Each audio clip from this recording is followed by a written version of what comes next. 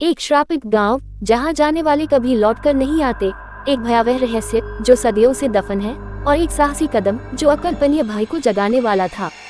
क्या अर्जुन इस प्रेतवादित गांव के रहस्यों को उजागर कर पाएगा, या वह भी हमेशा के लिए इसका हिस्सा बन जाएगा? कहीं न कहीं बात हिंदी हॉरर स्टोरी। क्या आप किसी ऐसे गांव के बारे में सोच सकते हैं जहां सदियों से कोई नहीं गया, जहां की गलियां सन्नाटे से भरी हो और जहां की हवाओं में कुछ अजीब सा फुसफुसाता महसूस हो?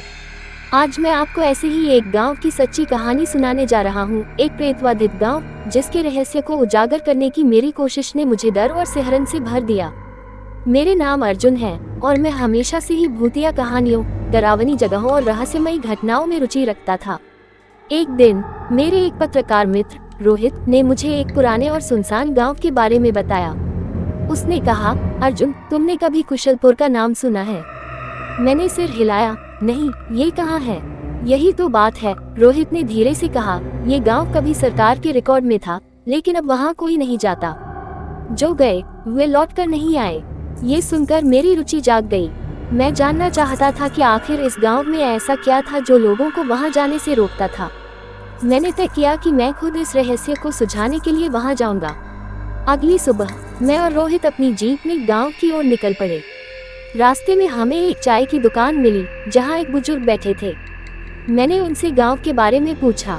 बूढ़े बाबा ने हमारी तरफ देखा और गहरी सांस ली। बेटा, वहां मत जाओ, उस गांव में जाने वाले लोग कभी लौटकर नहीं आते। रात होते ही वहां की हवाएं चीखने लगती हैं और पेड़ों की शाखाएं किसी छाया की तरह हिलने लगती हैं। रोहित ने हंसते हुए कहा, बाबा, ये सब अंधविश्वास है। हम बस वहां थोड़ी देर के लिए जा रहे हैं। बूढ़े ने सिर हिलाया। अगर जाना ही है तो सूरज ढलने से पहले लौट आना, वरना। हमने बाबा की बात को मजाक में लिया और आगे बढ़ गए। गांव के करीब पहुंचते ही माहौल बदलने लगा। हवा भारी लगने लगी और एक अजीब सी गंध पूरे क्षेत्र में फैली थी। गांव के अंदर घुसते ही हमें चारों तरफ जंगली घास और टूटी फूटी झोपड़ियां दिखीं। ऐसा लग रहा था कि यह गांव अचानक छोड़ दिया गया था। हमने चारों ओर देखा, लेकिन कहीं कोई इंसान नहीं था। तभी एक पुराना मंदिर दिखा जिसके द्वार पर बड़े बड़े ताले लगे थे। मंदिर की दीवारों पर अजीब सी आकृतियां बनी थीं, जो किसी तांत्रिक अनुष्ठान की ओर इशारा कर रही थी। यहाँ कुछ गड़बड़ है, मैंने रोहित से कहा। तभी हवा में अचानक एक फुसफुसाहट गूंजने लगी। ऐसा लग रहा था जैसे कोई हमें पुकार रहा हो। गांव के बीचों बीच हमें एक पुरानी हवेली मिली। दरवाजा टूटा हुआ था और अंदर घुपकर अंधेरा था।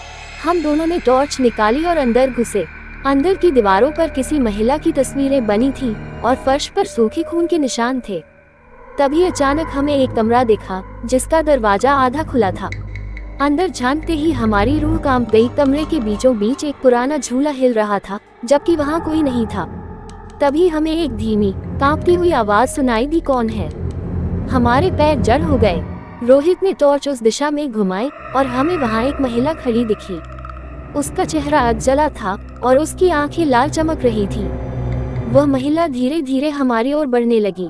हम डर के मारे पीछे हटे, लेकिन तभी दरवाजा अपने आप बंद हो गया। महिला ने कांपती आवाज में कहा, तुमने इस गांव का दरवाजा खोल दिया है, अब तुम इसे बंद नहीं कर सकते। हमने भागने की कोशिश की, लेकिन हवेली के बाहर जाते ही हमें अजीब अजीब परछायां दिखने लगी। चारों तरफ से चीखें गूंजने लगी। ऐसा लग रहा था जैसे पूरा गांव जिंदा हो गया हो। तभी हमें सामने एक पुराना कुआं दिखा। किसी ने हमें बताया था कि इस गांव की सच्चाई इसी कुएं में दफन है। हमने हिम्मत जुटाकर कुएं के अंदर झांका और जो देखा वह भयावह था। कुएं के अंदर सैकड़ों हड्डियां पड़ी थी और अचानक वे हिलने लगी। कुएं से एक धुंधली आकृति निकली। वह वही जली हुई महिला थी, लेकिन अब उसका चेहरा और भी डरावना लग रहा था। उसने हमारी तरफ हाथ बढ़ाया और तभी रोहित जमीन पर गिर पड़ा। अर्जुन, भागो, रोहित ने चिल्लाया। मैंने उसकी ओर हाथ बढ़ाया, लेकिन कोई अनदेखी शक्ति उसे खींच रही थी। मेरी आंखों के सामने वह अंधेरे में समा गया। मैंने किसी तरह हिम्मत जुटाई और मंदिर की ओर भागा। बाबा ने कहा था कि यह गांव श्रापित है और इसे सिर्फ मंदिर की शक्ति से ही छोड़ा जा सकता है। मैंने बंद दरवाजे पर जोर से प्रहार किया और चिल्लाया, कोई है? तभी दरवाजा अपने आप खुला और अंदर एक दीपक जल उठा। मैंने प्रार्थना करनी शुरू की। अचानक बाहर की आवाजें तेज होने लगी, जैसे पूरा गांव गुस्से में हो। फिर एक तेज चीख गूंजी और अचानक सब कुछ शांत हो गया। मैंने बाहर आकर देखा, गांव पूरी तरह से गायब हो चुका था। हवेली, कुआं और यहाँ तक कि रोहित भी, कुछ भी नहीं बचा था। आज तक मैं नहीं जानता कि जो मैंने देखा वह सच था या भ्रम। लेकिन एक चीज मैं जरूर जानता हूँ, कुछ रहस्य छुपे ही रहने चाहिए। कुशलपुर का गांव अब भी सरकारी रिकॉर्ड में मौजूद नहीं है और वहां जाने की हिम्मत कोई नहीं करता। क्या आप कभी ऐसे गांव में जाना चाहेंगे? अगर हाँ, तो याद रखना, कुछ दरवाजे ऐसे होते हैं जिन्हें खोलने की कीमत बहुत भारी पड़ती है। कुशलपुर से लौटने के बाद मेरी जिंदगी पहले जैसी नहीं रही। मैं अकेला था, लेकिन महसूस करता था कि कोई मेरी परछाई में छिपा हुआ है। घर आते ही मैंने खुद को शीशे में देखा। मेरी आंखें सूजी हुई थीं और मेरी त्वचा पर अजीब से निशान थे, जैसे किसी ने जलते हुए हाथों से छू लिया हो। रोहित के परिवार ने जब मुझसे उसके बारे में पूछा तो मैं कुछ भी कहने की हिम्मत नहीं जुटा पाया। मैं चाहता था कि पुलिस को सब कुछ बताऊं, लेकिन कौन यकीन करता? कौन मानता कि एक पूरा गांव रातों रात गायब हो सकता है? मैंने खुद को कमरे में बंद कर लिया और उस रात कोई सो नहीं सका। हर बार जब मैं आंखें बंद करता तो मुझे वही जली हुई औरत दिखती, वही चीखें मेरे कानों में गूंजती। कुछ ही दिनों बाद मेरे घर में अजीब चीजें होने लगी। लाइट अपने आप जल बुझ रही थी, दीवारों पर धुंधले हाथों के निशान दिखते और सबसे डरावनी बात, मुझे हर रात अपने दरवाजे के बाहर धीमी धीमी फुसफुसाहट सुनाई देती। तुमने दरवाजा खोल दिया, अब तुम इसे बंद नहीं कर सकते। हर सुबह दरवाजे पर राख से लिखे हुए अजीब शब्द दिखाई देते थे, जो कुछ घंटों बाद खुद ही गायब हो जाते।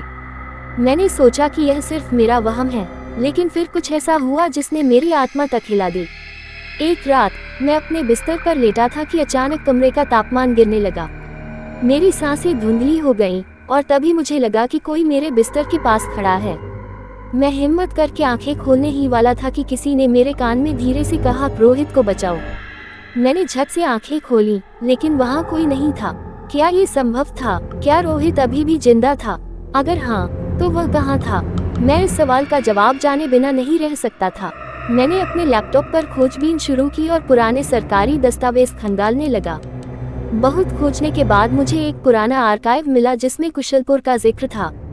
उसमें लिखा था कि यह गांव 1912 में अचानक वीरान हो गया था और वहां के लोग गायब हो गए थे।